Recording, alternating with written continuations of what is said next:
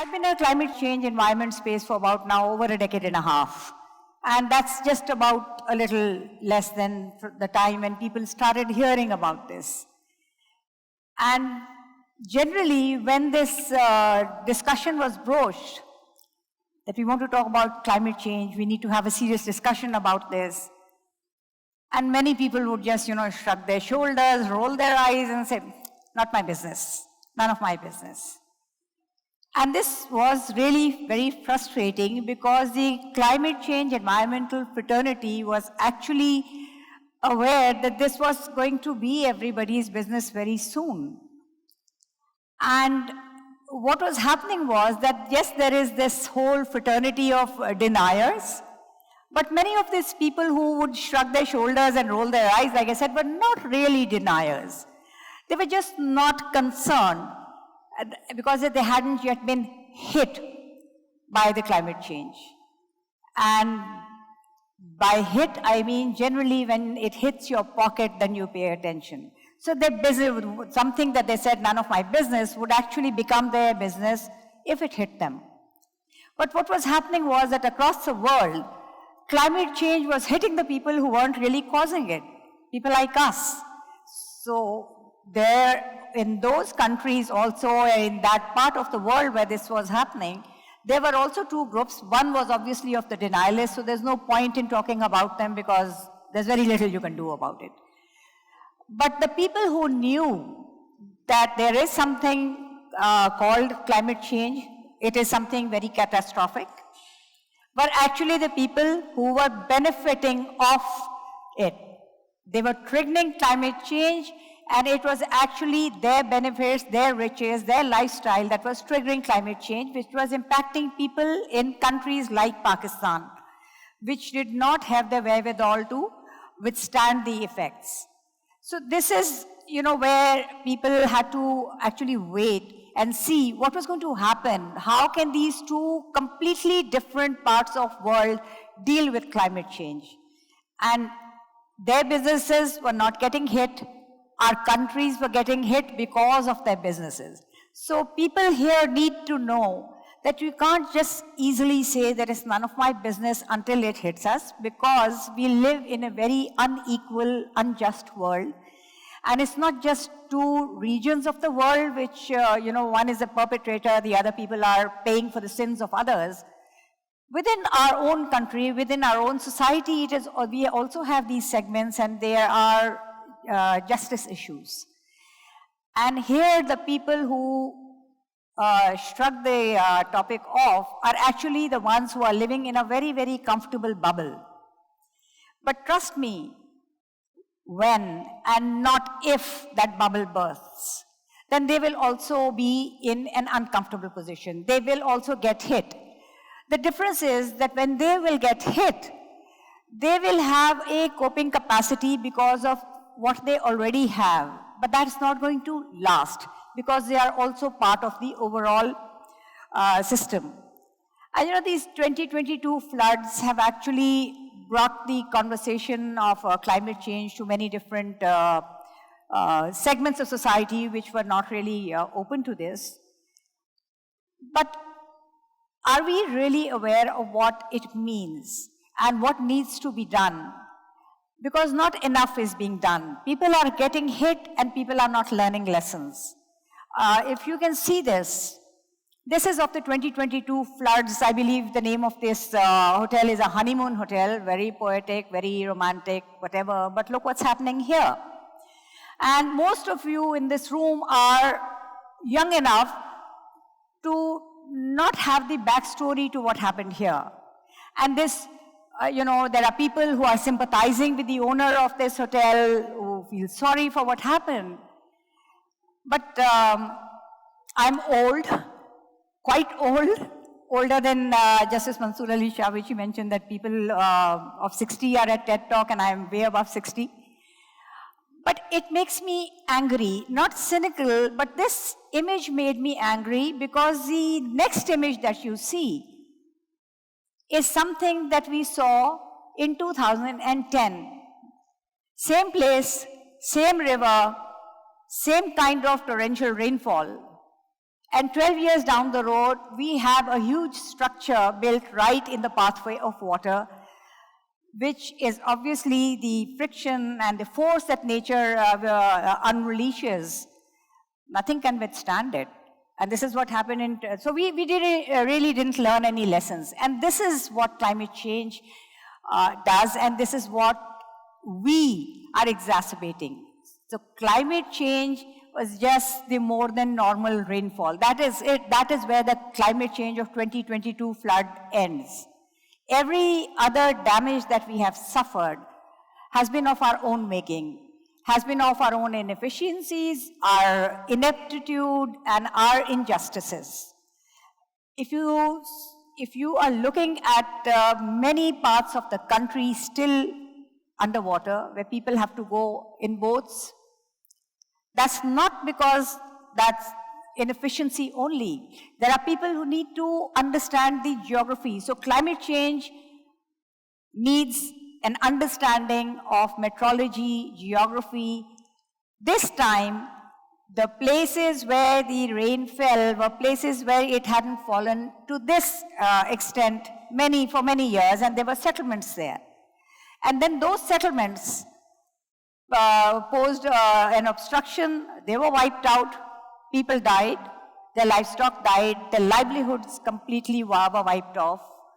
And there are no houses. People were out there in the open. And then the water came and settled. If you look at the map of Pakistan, if you look at a physical map of Pakistan, you will see that the rain came from the hill torrents of South Punjab, from Balochistan. This was not a river flood. And we are actually more used to river floods, and people say we weren't prepared. It's a different flood. But what is important to understand is, if I jump to another example without elaborating that one first, is this is February. I'm from Karachi. Before coming, I checked, okay, what's the weather like? What are the kind of clothes that I should take with me? And they said, हाँ, सर्दियाँ हैं, and February का पता है सर्दियाँ. So I brought my clothes according to it. But everybody now knows that this is warm. This is warm even for Lahore. Karachi is hot. Lahore is warm. So what does that mean? You won't have as many flowers. Your city won't look as beautiful. You won't have those, chrysanthemum exhibitions or whatever you have in your gardens. Lahore is a city of flowers. No, it's beyond that. What it also means is that you've skipped a season. Last year we skipped from winter straight into summer. This year it has happened again. So it's not only about flowers or not having basant. It means that your agricultural output is going to be impacted. And even those people who are living in a comfortable bubble right now will be impacted. Their pockets are going to be hit a lot more than they would have otherwise. And we are an agrarian country. The majority of people in this country are, if not directly involved in tilling the land, but in connection with agriculture. And their lifestyles are taking a hit. Their economy is taking a hit, and that's the country's economy taking a hit. Look at it in another way, which people may feel is a frivolous example, but since I've had some connection with sports, look at sports. It's a multi-billion rupee enterprise now. And climate change and the impacts and the changing seasons have had not just matches cancelled, but tournaments cancelled. So it's not just about disappointing the fans who may lose out at a chance of going to the stadium and watching a match. That's a huge monetary loss as well. So climate change, we need to understand how it works, how it impacts, and what can we do about it.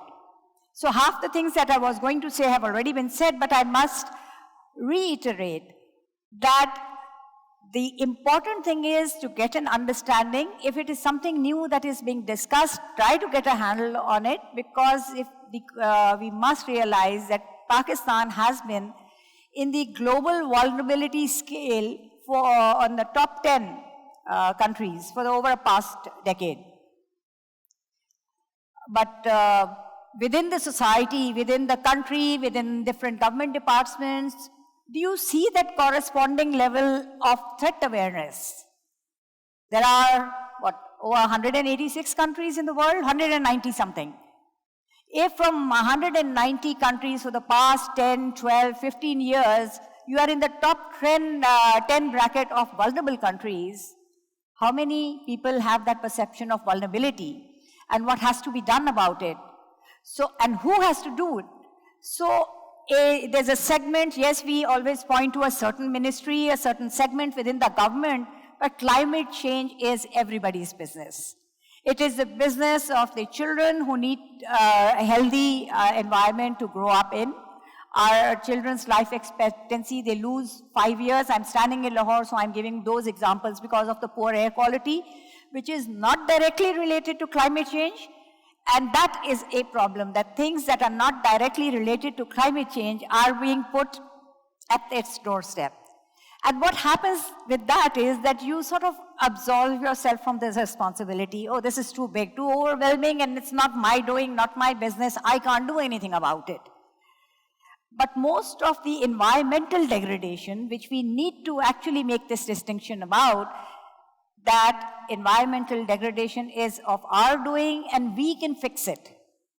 And by we, I totally acknowledge the blame, the responsibility of our generation not having done enough. And this is why I endorse the appeal to the younger generation, because you have that stake. Whatever shape the world is going to be, whatever you are going to inherit, you have a greater stake in this than we do. And this is why you need to be part of that conversation. I think you should be driving that conversation.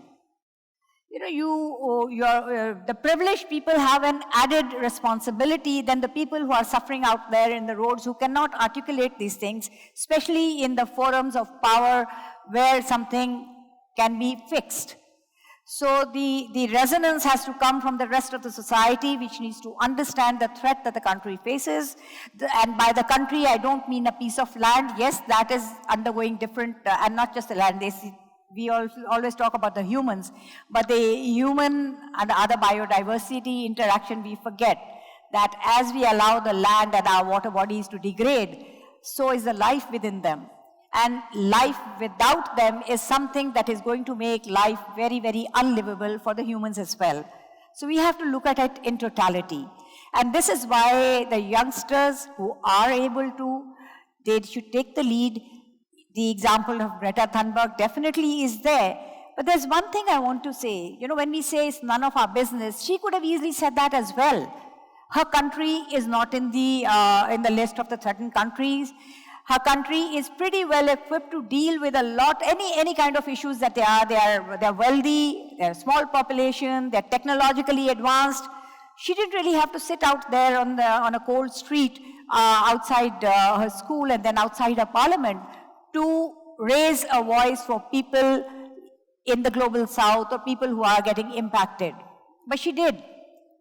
And what did she do? She actually disrupted the entire comfort. She burst that comfort zone bubble. And I think if people had seen that, the way Trump actually, sort of screwed his nose and looked at her with the bitterness at one of the global conferences that she and he were there, this shows her impact. So this shows the impact of young voices. Because there's no reason for them to back down. If they back down from this conversation, if they don't take the lead and they don't demand what needs to be done, they will be the losers. The people they are demanding from will have passed on by the time, you wait for things to happen. So sometimes the disruption actually is necessary. And so these are the images of 2022 floods. You think this man can raise his voice? Where? There will be pockets, maybe some demonstration when the aid is being distributed. Rather, I don't even think it's distributed. It's actually an indignity, the manner in which we throw any relief at them. This is what I mean. You skip a season, we lose the standing crop. The water is not drained out because of the geography, because in this area especially, it's just a 10-degree gradient to the sea. So where is the water to go? The drains did not have the carrying capacity. So the standing crop is gone, the land is waterlogged, so that means the next crop cannot be planted. These people will be pushed further into poverty. We already have the majority of Pakistanis are not very rich people. So it's the minority of Pakistanis who have a voice, who have influence, who have privilege, who need to talk about them, who need to speak for them. Because their benefit is ultimately the benefit of the privileged class as well. When things go south, they will go south for everybody. Our buildings are not climate-proof, our infrastructure is not climate-proof, and we sit in very comfortable spaces, but these spaces are not going to remain comfortable unless and until we are able to take a look at it in totality. And Pakistan still does not have a climate change adaptation plan. It is in the works. Hopefully it will be rolled out soon. But then comes, after the shock and awe and the mellowness, we need to really look at what we can do. There are some specifics, not, just the hope and the voice. In the absence of the plan, this is the only path that I can suggest, and this is a very personal opinion, that this is a path that any of you can be, can choose. At the stage you are at, in a couple of years, you will be choosing your own field. Somebody will go into business, maybe trading, maybe agriculture, politics, law. Every field is addressed here. Choose your box, break down the walls of that box, get into the others, include them, and make one holistic whole, because this is a pathway that will lead us to some solutions. Something better for the people who deserve something better. And this is why I feel that, maybe when I go to such talks, that at the end of the talk, if I ask again the question, what do you think about climate change? There'll be maybe a decrease in the number of people who will roll their eyes, shrug their shoulders and say, none of my business. Because it really is all of our business. Thank you very much.